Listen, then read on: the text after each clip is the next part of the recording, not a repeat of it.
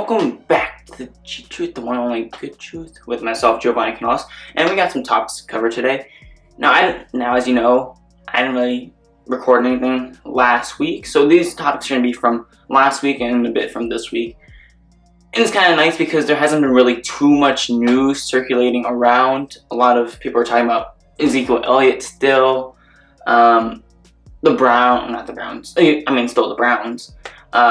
the OBJ, Freddie Kitchens, how they all fit together, and I meant to say Oakland Raiders with the Hard Knocks debut.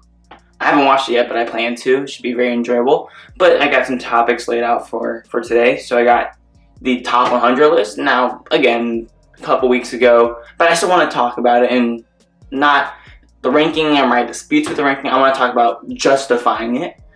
And then after that, I got the news from last week of Baker yelling and calling out his wide receivers. I'm not going to talk about him doing the beer shot at the Cleveland Indians game because I don't really have a problem with it. I got the difference between the Browns and Packers coaching, whether or not I believe Aaron Rodgers is overrated, and lastly, whether or not Kobe should be on the all-decade team, third team, or should he be on the second team instead. So those are the topics that I have for today. So let's get right into it. So first I have the top 100 list. So how do we justify this list? All right. So we all know that it is not correct. We all got upset at certain rankings of it, and we all know it's a flawed list. So first of all, not all players vote. We all know that. And also the voting takes place at different times of the year. The voting process starts around Thanksgiving time so that NFL players can see most of the season go by. But players can turn in whenever they want, whether it's at that time, Thanksgiving, or later on closer to the playoff time. So all those different things can influence these different rankings. And second of all, they take the top 20 of each player.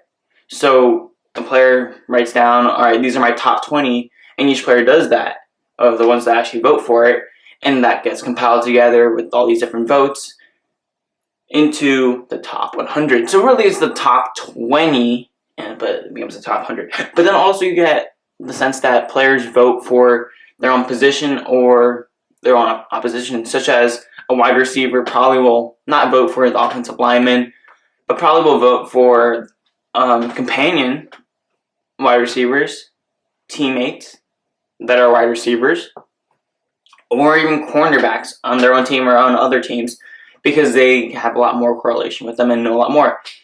Quarterbacks may vote for other quarterbacks, but then also vote for different linebackers probably, and cornerbacks, or even safeties.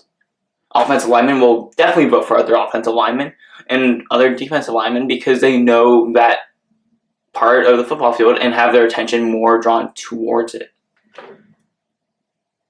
And when that becomes clear, and when you know that, and you don't really fret over all these different rankings because we know that they're not correct completely, the explanation of why some players are ahead of others in these rankings become a bit more clear, such as Baker Mayfield being ranked 50th and Deshaun Watson ranked 51st.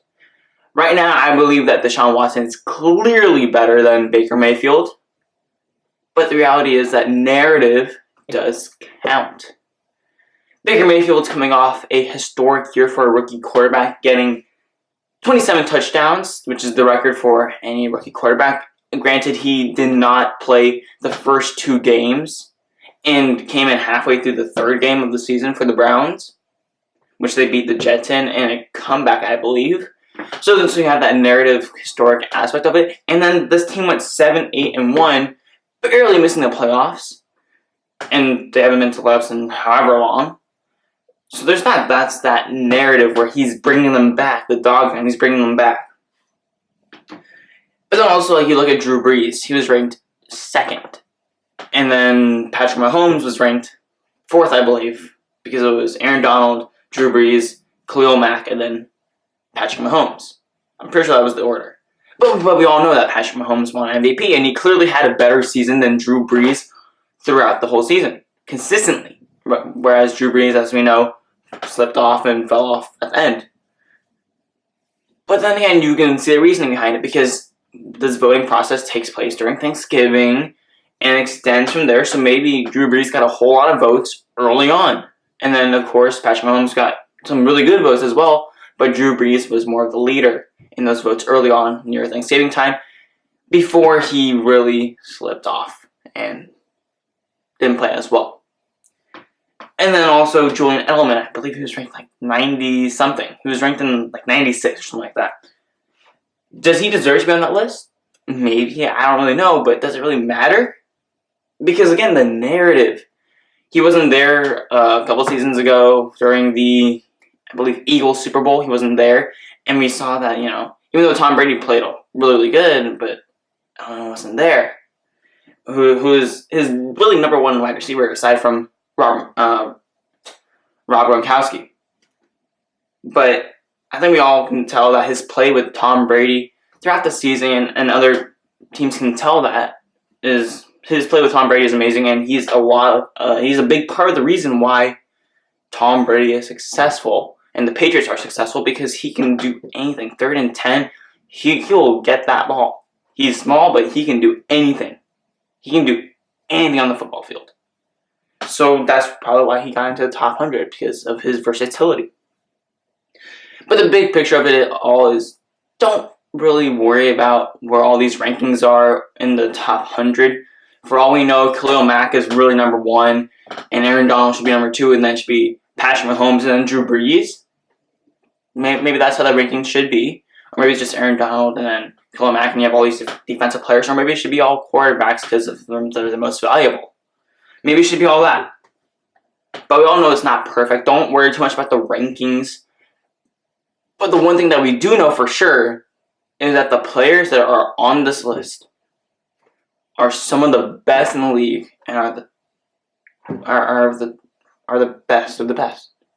They're the best of the best, no matter what, because they made it onto this list. And if they didn't make this list, they're still good, but they're not the best of the best.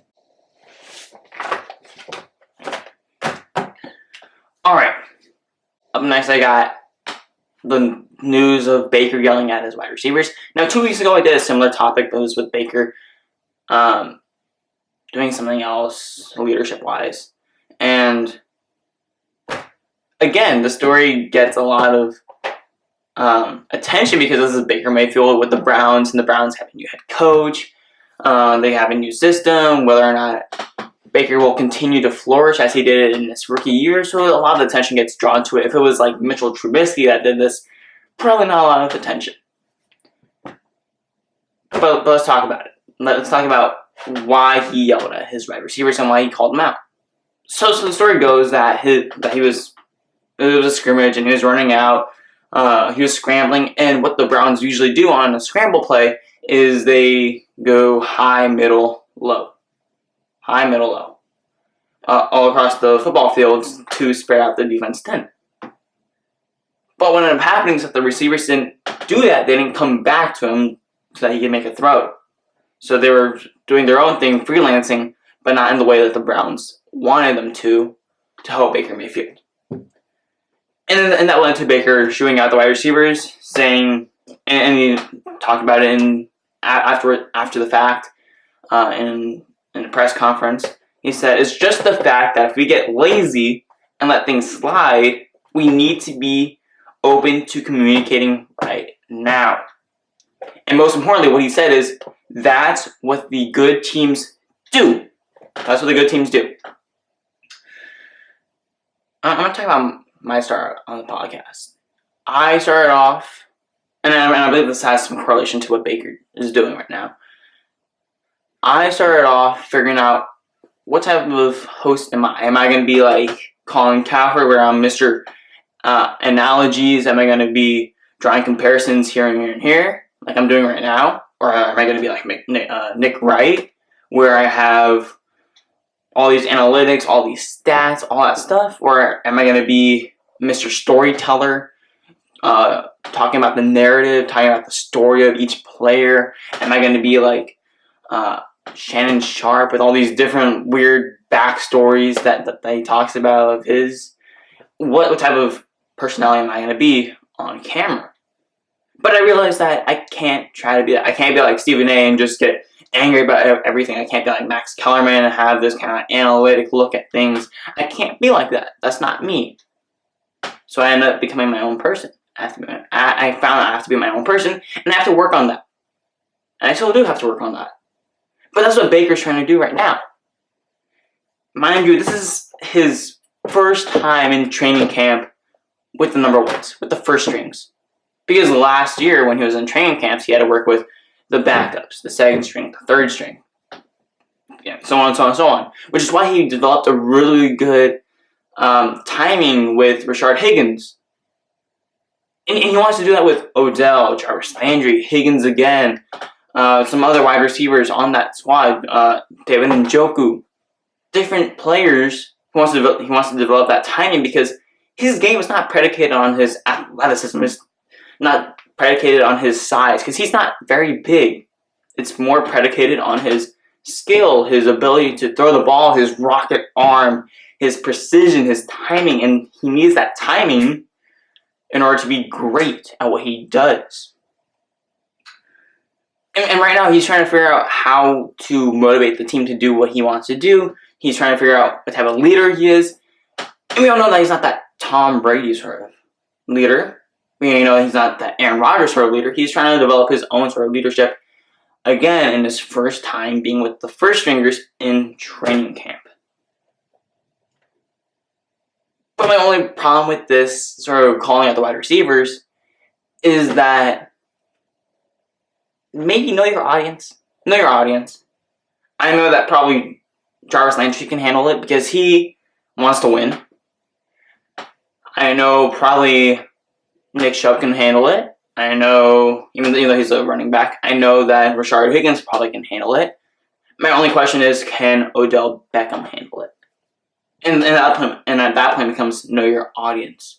Whether you're going to have this really angry outlook and be like, yeah, you guys gotta come back, or if you're going to be more calm and more like, hey, maybe next time, help me out here and come back to Odell. But I think that even though it's my question, whether or not Odell can handle that intensity, I believe it all should be well. I believe that Baker knows Odell, Jarvis, David Njoku, Nick Chubb well enough, and has enough chemistry with them over this past offseason that he can say this stuff to them and they'd be all right with it. And they'd be able to handle it and move on and do it as he says. And for those of you that want your prototypical starting quarterback, like people like you, such as Colin Cowherd, who want your prototypical starting quarterback who, doesn't let his emotions out, has a still head, straightforward, doesn't really get upset, talks to wide receivers nicely, all that stuff. Let me bring you back to 2013 when Tom Brady did the exact same thing, calling out his wide receivers, yelling at them, throwing a fit on the field in 2013 against the New York Jets. Now, they did win that game. I believe it was 13-10 in 2013, but it was with unexperienced wide receivers, and he just expressed frustration. He was throwing his arms. He was yelling. Look it up. Just look up Tom Brady yells at wide receivers against the Jets, and you'll see it. Julian Edelman was there still, and he did it. He did all of it.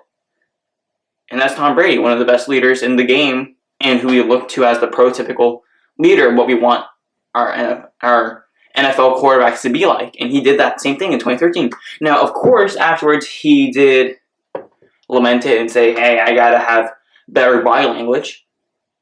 But that's kind of what Baker did, again, by clarifying his intentions, by showing out his wide receivers, by saying, hey, I just want to make sure that we got the timing down. I just want to make sure that we're not lazy and that we are doing what good teams do and that we can put ourselves in the best chance to win. So I don't have a problem with him yelling at his wide receivers at all. I understand that he's a different type of leader, and I accept that. I'm not going to try to force him to be someone he's not. And what he is great. He is great.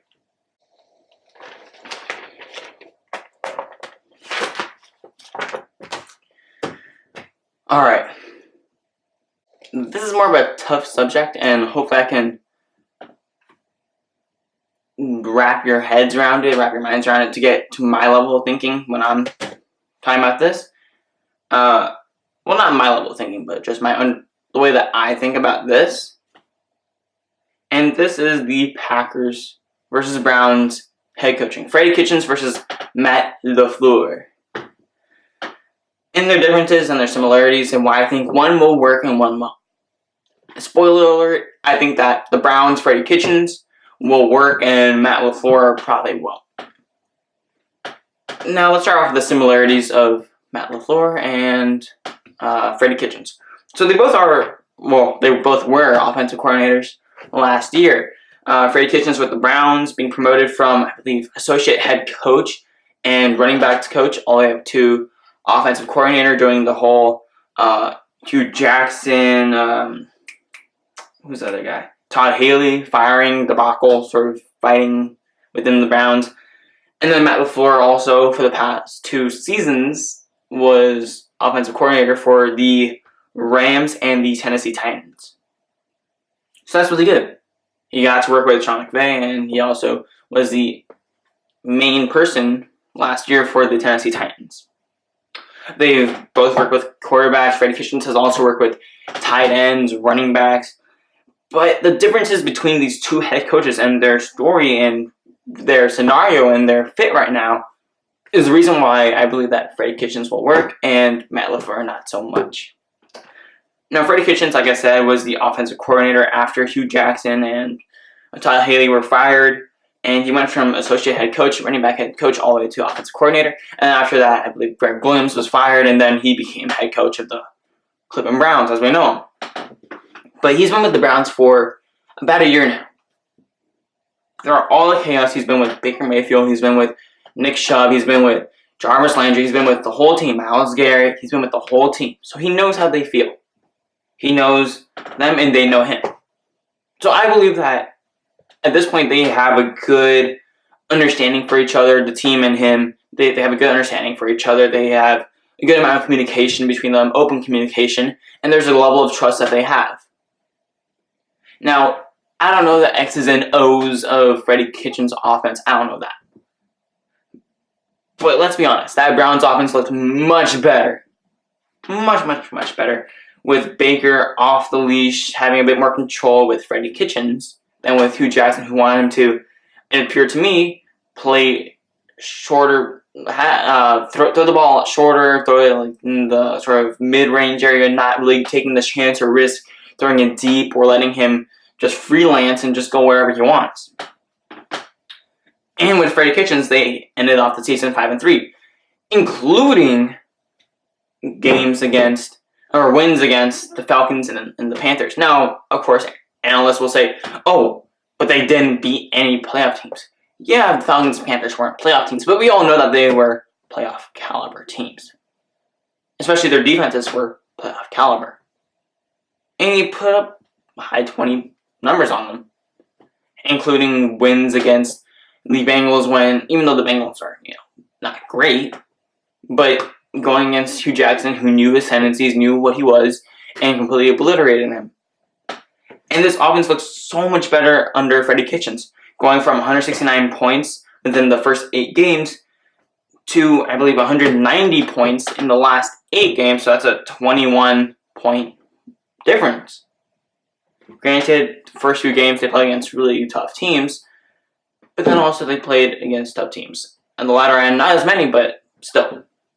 And their defense played a lot better. But that level of trust and communication that they already have built in between Freddie Kitchens and the team, I believe will help them win a lot more games this year and be in the right spot for playoff contention. Now, no doubt about it, they will have turmoil and struggle within the first 3 or 4 weeks. I'm going to say the first 4 weeks.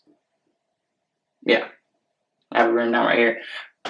It's going to be growing pains within the first 4 weeks. But after that, they should be fine. And at that point, they should be competing for a playoff spot.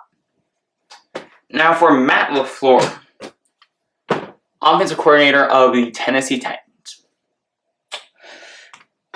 Where do I start? All right. He had a bit of success with the Tennessee Titans, going 9-7. But let's be honest, that's more granted to his defense. His defense allowed, the Tennessee Titans defense, allowed the third least amount of points per game. 18.9 points per game. The first and second were, I believe, the Chicago Bears and then the Baltimore Ravens. So they were third with those two teams, two of the best defenses in the league. So they were really the third best defense in the league. Going 9-7 with that is kind of, it's good, but it's not really impressive. And it should be noted that the full offense was under his command, and it wasn't pretty. It just wasn't pretty.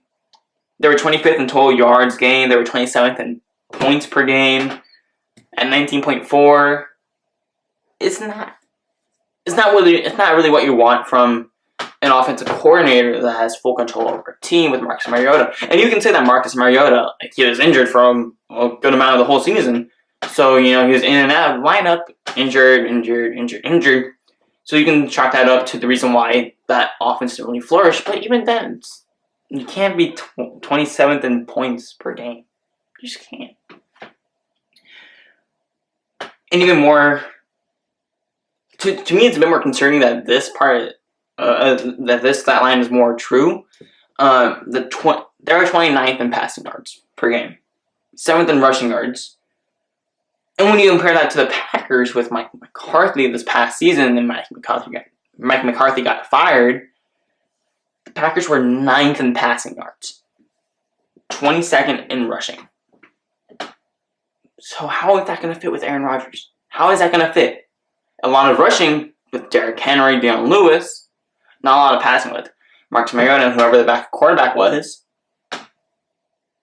How is that going to? How are you going to translate that offense to the Packers, where it's just the opposite, where you need a lot of passing and a bit less rushing to keep Aaron Rodgers happy? Again, they had 16 passing touchdowns. 16. Now I forgot where that ranks, but the Packers had 25 with Aaron Rodgers. And I'm pretty sure that Aaron Rodgers was not happy with 25. And he surely won't be happy with 16. He wants maybe in the 30 region. So my question with Matt LaFleur is, how will he appease Aaron Rodgers? Because to me, it doesn't look like it's going to be headed in that right direction. And I believe overall, Freddie Kitchens has that connection with Baker Mayfield, the whole team, Nick Chubb, especially as the running back coach, David Njoku, Jarvis Landry, Myles Garrett, even people on the defensive side, and a majority of the players on the offensive side. He has that connection, that trust, and that level of communication with them that Matt LaFleur just does not have as a first-year head coach. Now, he's getting there, but he's not quite there. And I believe at this point that Baker Mayfield can be still molded into what Freddie Kitchens wants, and his offense is a bit more flexible to learning and to adapting. Whereas on the flip side, Matt LaFleur doesn't really know, Aaron Rodgers doesn't really know the team. He's getting there, like I said, but he isn't quite there at that level yet that you need to be to actually be successful. And at this point, Aaron Rodgers has his bad habits, has his good habits, and it'll be super hard to break them going forward to what Matt LaFleur wants in this offense. Now, is it possible? Yes. I believe it'll work, but not this year. This year will be all growing pains for the Green Bay Packers. It'll be all season worse for the Browns. I believe it'll be maybe the first 4 weeks. And by then, people will be panicking, saying, oh my goodness, it doesn't work. It's all Odell's fault. And Freddie Kitchens can't coach. The Browns will be fine. The Packers will be fine next season. Not this season, next season. Alright, and with that being said, I am going to take a little break.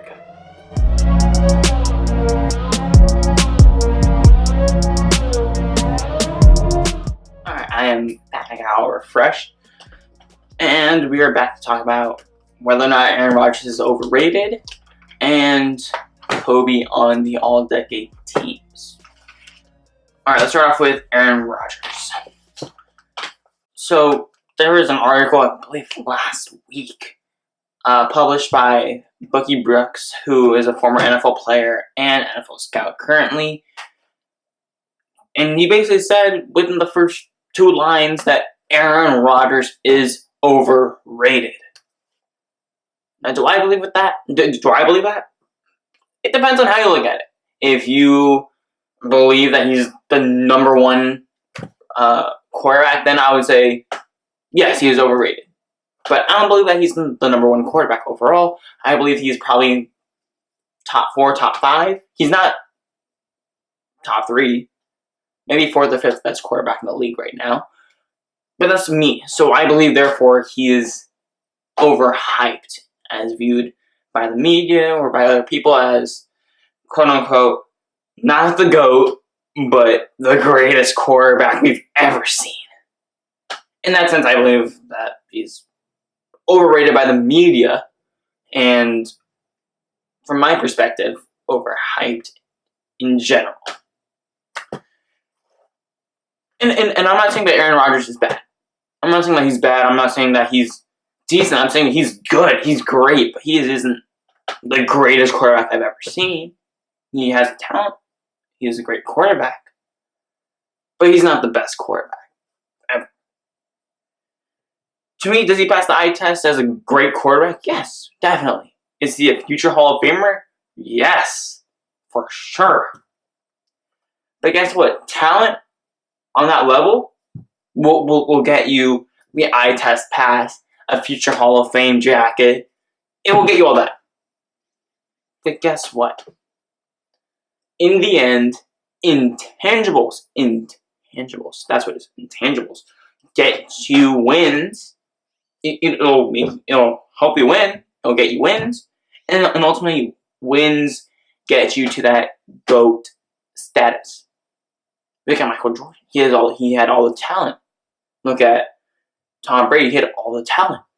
But guess what? They had the intangibles. They had that leadership ability. They had the adaptability. Michael Jordan especially, switching coaches, going to Phil Jackson, buying into that system of not being the only guy, sharing the rock, doing all that stuff. Kobe Bryant doing the exact same thing.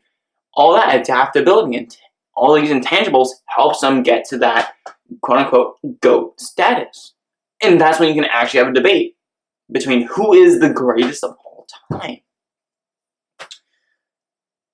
And for me, like I said before, you need to combine that talent, which will get you into the Hall of Fame, for sure, and the intangibles, which will get you, combine that together, and you'll get that GOAT debate / status. Some of the players that got it paired together were Tom Brady, Joe Montana, Jerry Rice.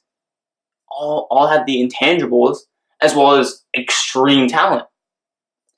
But then you look on the flip side, when you only have talent, you have players like Dan Marino, Michael Vick, Randy Moss. Which is why they could never win, because they didn't have the intangibles. And when you only have intangibles, great leadership, great charisma, all that stuff, great adaptability, great implements, great all that stuff, but you don't really have the talent there, you get players like Tim Tebow. You get players like Tim Tebow. Now, the only exception that comes to mind with all this stuff is Barry Sanders, but that wasn't his fault. It was more of the organization's fault. In this case, it's not the organization's fault. It is Aaron Rodgers, because he has all the talent in the world. He has had all the pieces for him, but he doesn't have that intangible of adaptability of buying into the system, especially with Matt LaFleur. He's questioning joint practices. I don't blame him for that, but that's just who he is. He questions things. He's not full on board. He doesn't buy into the system. He doesn't buy into a whole lot of things. But he's had the pieces to be successful. He's had a decent defense. The defense has had its moments. This year, the defense has been built. Now it's young, but it's been built over the years. So now, hopefully, it's actually good. Last year wasn't that great, but this year, hopefully, it's decent or good. On the offensive side, he's had players like Randall Cobb. He's had Devontae Adams recently. He's had Jimmy Graham for a bit, and I don't blame him for Jimmy Graham, because Jimmy Graham is more of just misused. He's had Greg Jennings. He's had Jermichael Finley. I might even throw in Jeff Janis there, but not on those levels the level of those guys, but more like, okay, the underneath level, where he was a good wide receiver. He's not, I don't know what team he's on anymore, if he is on a team, but he was great with Aaron Rodgers. And he's had a decent O-line for quite some time now. And it's still going to be pretty good. Of course, last season wasn't its best season, but he's had a good O-line, offensive line for quite some time now, and he hasn't really done much. He won one Super Bowl. And that's great. But if you want to get to that GOAT status, you got to win some more, man. You got to win something meaningful, like some playoff games, and at the ultimate level, a Super Bowl. He hasn't won a Super Bowl since 2011, and with the player of his caliber, his talent, we gotta expect that he wins more than one by the end of his career. And it all comes down to, like I said, intangibles. You cannot tell me that he can't be like Deshaun Watson, who has had a crappy offensive line for his whole career and has found ways to get into the playoffs and actually compete. You can't tell me that he can't be like Patrick Mahomes, who has had a horrible defense last year, one of the worst defenses last year. Granted, they had at least a decent pass rush, but overall, horrible defense. You can't tell me that he can't lead the team to be one of the top offenses in the league, like Patrick Mahomes did. You can't tell me that he can't do that. You can't tell me that he can't be like Russell Wilson, who this past year still stuck into the playoffs in the NFC, the same conference as Green Bay Packers, as a wild card team. So he didn't just win his division. He fought his way into it. Like Aaron Rodgers, with a horrible offensive line. A horrible one. Now, they kind of did get their act together a bit, but it was still pretty bad. And a pretty bad defense. It wasn't great. It wasn't like the Legion of Boom. It was between decent and bad. It was like right there.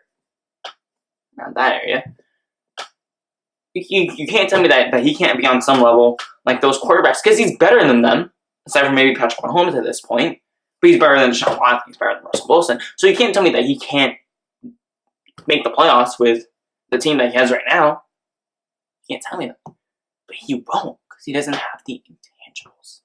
He does not have the intangibles. And once he proves that he can adapt to the way that the league is going to, and adapt to what his coaches want him to do, I'm sorry, I just don't think that he'll win another Super Bowl. And to me, that makes him overrated / overhyped. Alright, next we got, I gotta stop saying alright all the time. I gotta stop saying alright. I did that as a segue between each segment. I don't know why I do that. So let me try something else. The All-NBA, let me try that again, actually. This is a work in progress. I'm not gonna cut it, it's a work in progress. The all-decade teams by the NBA were released. And it's important to understand that these are opinionated decisions created by NBA staff, analysts, scouts, all that stuff. And it's not an actual official honor or award. So if you have any disagreements with it, don't worry about it. Don't worry about it too much. It's okay. This is the world of sports. I understand. I get intense about things sometimes when I'm really passionate about it, and I get really, really intense, and I want to argue a whole lot when things come out like Phillip Rivers is not one of the best quarterbacks of all time, or something like that, or he's not a Hall of Famer, and I really want to get upset and argue about it. But in the end, it's all opinionated, so you can't really. You gotta just calm down. All right. So the way it's set up is that you have 2 guards and 3 forwards for each team. First team, second team, third team. And it's all based off the stats and accolades from the 2009-2010 season. That's important. 2009 season all the way to this last season, 2018. It's important to make that clear to people, because then you have different championships at different times, which can bring in other people or embellish some of the resumes of some of these people in this decade. So just to be clear again, the 2009-2010 season, where the Lakers won their back-to-back, all the way up to the 2018-2019 season, where the Raptors won the whole thing. It's important to note that. So let's go on. All right, the first team has Stephen Curry, James Harden, LeBron James, Kevin Durant, Kawhi Leonard. Now, it's hard for me to really move anyone off this list from first team to second team or third team or off the list in general. They're not going off the list. We all know what these players have done. They've all won MVP except for Kawhi Leonard, who's won 2 Finals MVP. So they've all won championships except for James Harden. Their resumes are pretty good. They've all been historic. It's as simple as that. I'm not going to go into depth of each individual player. Second team, Chris Paul, Russell Westbrook, Anthony Davis, Blake Griffin, Carmelo Anthony. The only player on this list that has won an MVP award has been Russell Westbrook. Now, Anthony Davis has been in discussions for MVP. But aside from that, all these other players, Chris Paul, Russell Westbrook, Anthony Davis, Blake Griffin, Carmelo Anthony, are all for sure Hall of Famers. For sure Hall of Famers. We know that they're going in the Hall of Fame. And then the third team, Dwayne Wade, Kobe Bryant, Paul George, Marcus Aldridge, Giannis Antetokounmpo. For Marcus Aldridge, it's more of, is he on the verge of a Hall of Famer? Maybe, maybe not. Is he quite there? Maybe, maybe not. For Giannis, he didn't really become who he is until this year and the year before, so the last 2 seasons of this decade. Did he really become the Giannis that we really know now? The Greek Freak, as people call him. So you can't really put him all the way up there. Now, this next decade, yes, he'll be up there in the first team. And then Dwayne Wade, again, this decade in his prime for half of it, and then out of his prime for the other half of it. So you can't really put him on level of Chris Paul or Russell Westbrook.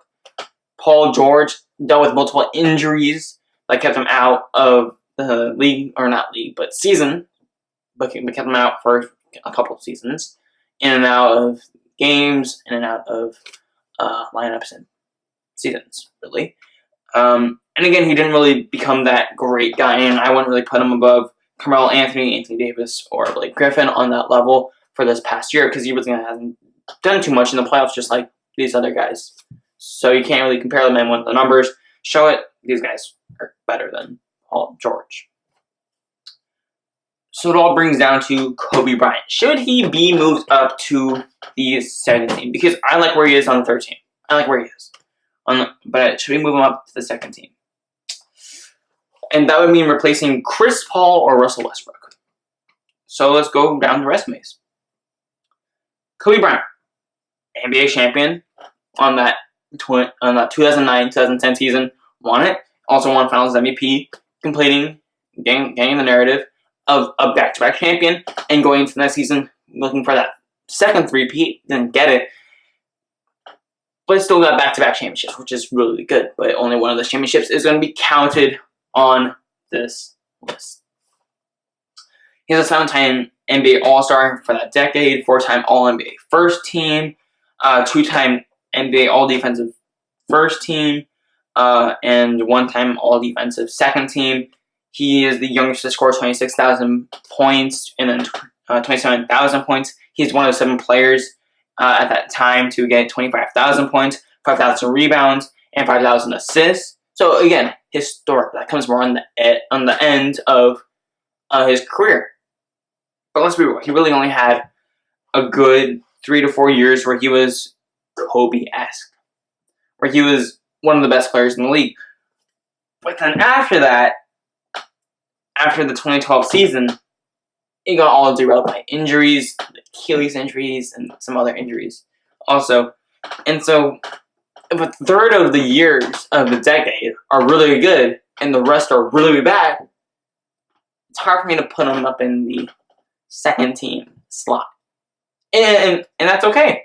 It becomes more like a Giannis Antetokounmpo situation, except reverse. Giannis had the past 2-3 years be really good. Well, probably past 2 years, and a bit of the third. Be really good, but before that, no one really knew him.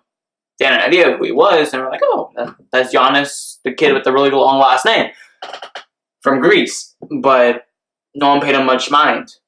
And that's kind of the same case with Kobe right here, where just first few seasons of the decade, he was amazing. But then after that, injuries took him off for the next 3 years, and then he eventually retired. And that was the end of Kobe. And then we look at Chris Paul. He was, for this whole decade, or majority of this decade, he was regarded as the best point guard in the league until, of course, Stephen Curry stepped in and completely changed the game. And at that point, Chris Paul was like, oh, is he the second best or third best or a top 5 for sure? And during that time, he was a 4-time All-Star, 3-time All-NBA first team, 2-time second team, 1-time third team. And then defensively, he was insane, 6-time defensive first team and 1-time defensive second team, 2-time assist leader, 4-time steals leader, regarded as one of the best traditional point guards ever. Beat because of his resume during this decade.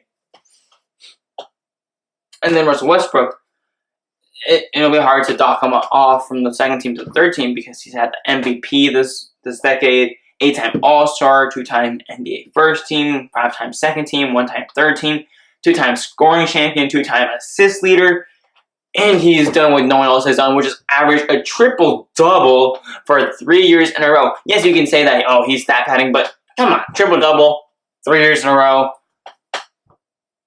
It's insane, nonetheless. So do I think that Kobe's numbers, career-wise, are better than them? Yes. Kobe for sure. If you're taking it from the career, from career-wise, yeah, first team All-NBA career would be probably MJ, Kobe, LeBron or Larry, Tim Duncan, and then Kareem Abdul-Jabbar. Or maybe Bill Russell, one of them. Career-wise. But this past decade, Kobe's more on the same kind of level of Giannis Antetokounmpo, where it puts him in the third team because he didn't really play for a majority of the decade. And when he did play, he had half of the time a good season and the other half injuries that really derailed his career at the end. So that being said, no, Kobe does not deserve to be moved up into the All-NBA second team moved up into the All-NBA or All-Decade second team. Instead is right where he should be on the All-Decade third team. So that being said, thank you for listening to the TheGTruth, the one only good truth, with myself, Giovanni Canales. If you're listening to this on Apple, Spotify, or the podcasting app of your choice, please be sure to subscribe or follow, whichever the button right there says. And if you're listening to this on YouTube, be sure to hit that like button and then also subscribe to. And also on YouTube or the podcasting app of your choice, be sure to share with all your friends or your family too. Thank you for listening. Peace.